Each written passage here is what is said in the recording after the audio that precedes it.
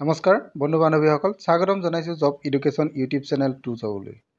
বন্ধু বান্ধৱীসকল, মই 2জব চেনেলৰ জৰিয়তে অসম তথা ভাৰতবৰ্ষৰ বিভিন্ন চৰকাৰী বেচৰকাৰী চাকৰিৰ বিজ্ঞাপন লৈ আপোনালোকৰ ওচৰলৈ আহোঁ। আজিও অসম চৰকাৰৰ এটা বিশেষ বিজ্ঞাপন লৈ আপোনালোকৰ ওচৰলৈ আহিছোঁ। এই বিজ্ঞাপনটো অসম সচিবালয়ৰ পৰা প্ৰকাশ কৰা হৈছে। এই বিজ্ঞাপনটোত বিভিন্ন কোৱালিটিৰ পদৰ কাৰণে প্ৰকাশ কৰিছে।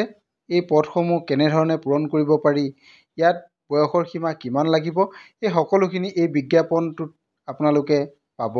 গতিকে বিজ্ঞাপনটো ক'ত পাব, এই সকলোখিনি বিষয়ে আজি মই আপোনালোকক এই ভিডিঅ'ৰ জৰিয়তে জনাবলৈ চেষ্টা কৰিম। বন্ধু বান্ধৱীসকল, মই 2জব চেনেলৰ জৰিয়তে সদায় আপোনালোকলৈ নতুন নতুন বিজ্ঞাপন লৈ আহোঁ। আজিও এই বিজ্ঞাপনটো আপোনালোকলৈ আগবঢ়াইছোঁ। গতিকে আপোনালোকে ভিডিঅ'টো সম্পূৰ্ণৰূপে চাব। যদি আপোনালোক মোৰ চেনেলত প্ৰথমবাৰলৈ আহিছে, তেনেহ'লে চেনেলটো ছাবস্ক্ৰাইব কৰি কাষতে থকা অল ন'টিফিকেশ্যনটো অন কৰি দিব। আহকচোন আমি এতিয়া ভিডিঅ'টো আৰম্ভ কৰোঁ।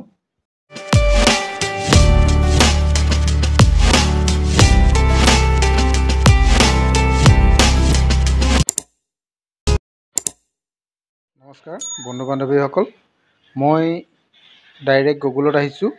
আপোনালোকেও ডাইৰেক্ট গুগলত আহিব। যিকোনো এটা ব্ৰাউজাৰ আপোনালোকে অ'পেন কৰি ল'ব। মই ক্ৰম ব্ৰাউজাৰ অ'পেন কৰি গুগলত আহিছোঁ। ইয়াৰ পিছত আপোনালোকে আহি গুগলত চাৰ্চ কৰিব আসাম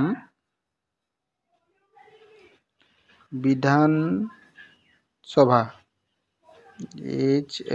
HAN বিধানসভা লিখি আপোনালোকে চাৰ্চ কৰিব। আপোনালোকে ইয়াতে দেখিছে মই আসাম বিধানসভা লিখি চাৰ্চ কৰি দিছোঁ। চাৰ্চ কৰাৰ পাছতে আমি তললৈ যাম। ইয়াতে আপোনালোকে এইটো দেখা পাই যাব যে আসাম লেজিছলেটিভ এছেম্বলি, আসাম বিধানসভা .org, এই অপশ্যনত আপোনালোকে ক্লিক কৰিব লাগিব। গতিকে মই ইয়াতে ক্লিক কৰি দিছোঁ, আপোনালোকেও ক্লিক কৰিব। তাৰপিছতে আমাৰ অসম বিধানসভাৰ যিটো অফিচিয়েল ৱেবছাইট, এইটো আপোনালোকে দেখা পাইছে। আমাৰ অফিচিয়েল ৱেবছাইটটো আহি গৈছে।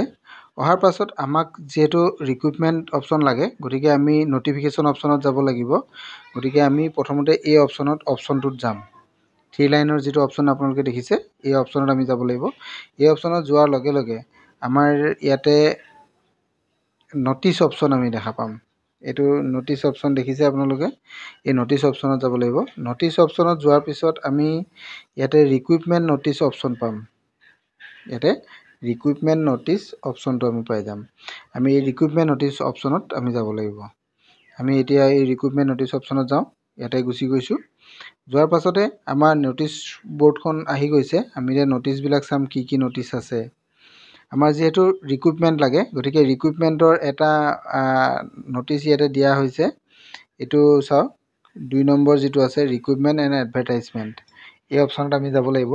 ইয়াতে আমি গ'লে বিজ্ঞাপনটো আমি পাম। এতিয়া মই এই অপশ্যনটোতে ক্লিক কৰি দিছোঁ। এই অপশ্যনত ক্লিক কৰাৰ লগে লগে আমাৰ বিজ্ঞাপনটোলৈ আমাক লৈ যাব। এতিয়া এইটো দেখিছে বিজ্ঞাপনটো আহি গৈছে। ইয়াতে বিজ্ঞাপনটো আপোনালোকে ইয়াতে দেখা পাইছে, এইটো বিজ্ঞাপন এডভাৰটাইজমেণ্ট, এইটো আমি ডাউনলোড কৰি ল'ব লাগিব। ইয়াতে অলপটো আপোনালোকে দেখা পাব, ইয়াতে অলপ মানে সৰুকৈ আহিব পেজটো। যদি সম্পূৰ্ণ বিজ্ঞাপনটো লাগে, তেনেহ'লে আপোনালোকে ইয়াতে ডাউনলোড অপশ্যনটো দেখা পাইছে। ইয়াতে এই ডাউনলোড অপশ্যনত মাৰি বিজ্ঞাপনটো ডাউনলোড কৰি লৈ আপোনালোকে চাব পাৰিব। তাৰপিছত সকলোখিনি তাতে গম পাই যাব বিজ্ঞাপনটো চালে। এতিয়া মই বিজ্ঞাপনটো ডাউনলোড কৰি দিছোঁ। এইটো বিজ্ঞাপনটো আহি গ'ল, আপোনালোকে চাওক। মই বিজ্ঞাপনটো ডাউনলোড কৰি আনিছোঁ। এইটো বিজ্ঞাপনটো আমি চালে গম পাম যে এইটো 6 মাৰ্চৰ দিনাই বিজ্ঞাপনটো প্ৰকাশ কৰিছে। 6 মাৰ্চতে বিজ্ঞাপনটো প্ৰকাশ কৰা হৈছে। ইয়াতে আমি পোষ্টখিনি এতিয়া চাওঁ। ইয়াতে বিভিন্ন ধৰণৰ যিহেতু পদ আছে, পদসমূহ ক'ত কিমান আছে আমি সেইখিনিও চাই যাওঁ। মই প্ৰথমতে আহিছোঁ, যিটো প্ৰথম পদ আছে এইটো হৈছে এডিশ্যনেল ছেক্ৰেটাৰী।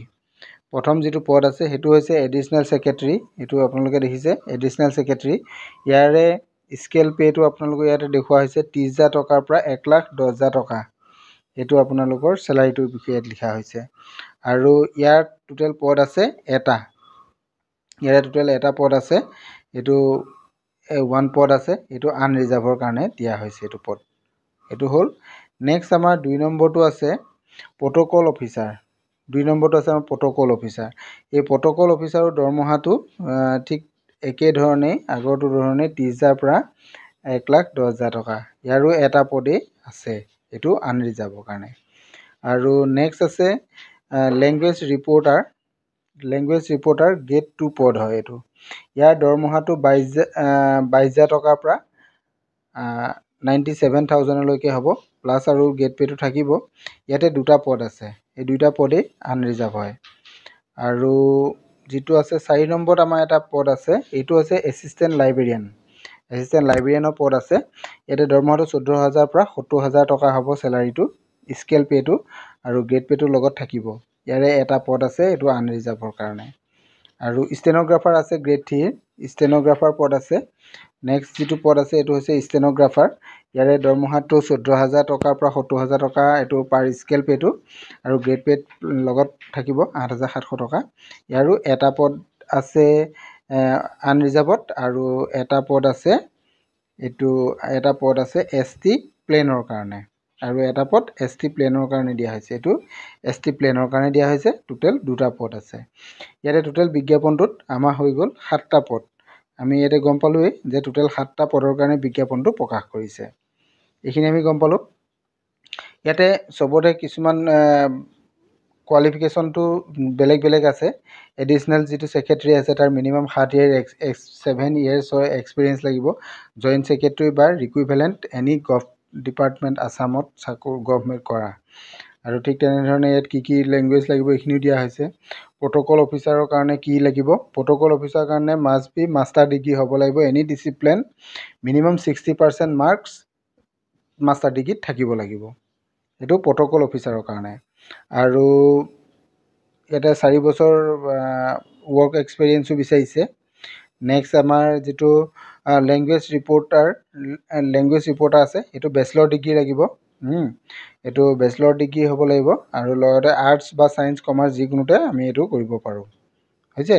আৰু লগতে আমাৰ টাইপিং স্পীড থাকিব লাগিব ইয়াতে, যিটো ৰিপৰ্টাৰ কাৰণে। ইয়াতে 100 ৱৰ্ড পাৰ মিনিটত আহিব লাগিব, এইটো আছামিজৰ কাৰণে।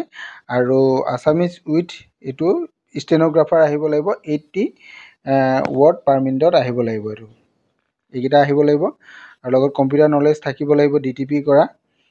বয়সটো লগতে ইয়াতে উল্লেখ কৰা আছে, বয়সটো 21 বছৰ পৰা 38 বছৰৰ ভিতৰত হ'ব লাগিব।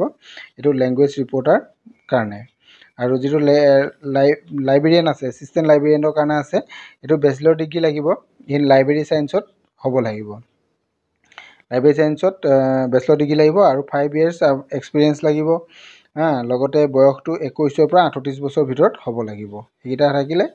আৰু যিটো ষ্টেন'গ্ৰাফাৰ গ্ৰেড 3 আছে, ইয়াৰো বেচেলৰ ডিগ্ৰী লাগিব, আৰ্টছ ছায়েন্স কমাৰ্চ যিকোনোতে হ'ব লাগিব।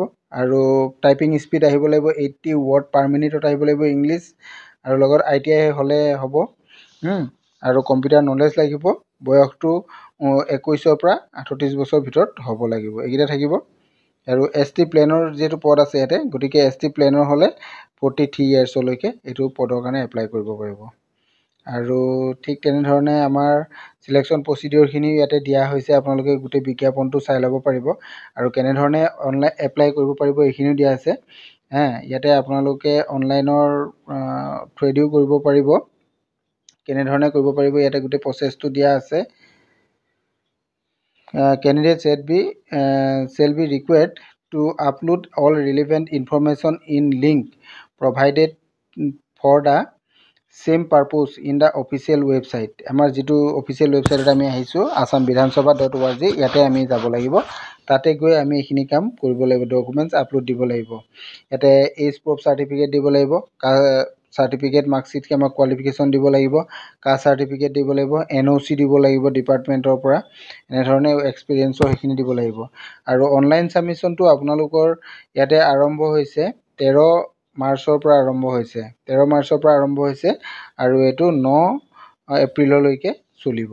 গতিকে আপোনালোকে 9 এপ্ৰিল লাষ্ট ডেট ধৰি লওক।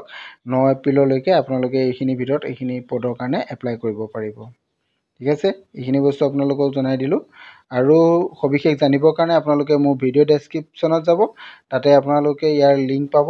আপোনালোকে তাৰ পৰা গৈ ডাইৰেক্ট বিজ্ঞাপনটো ডাউনলোড কৰি লৈ চাব পাৰিব। Thank U.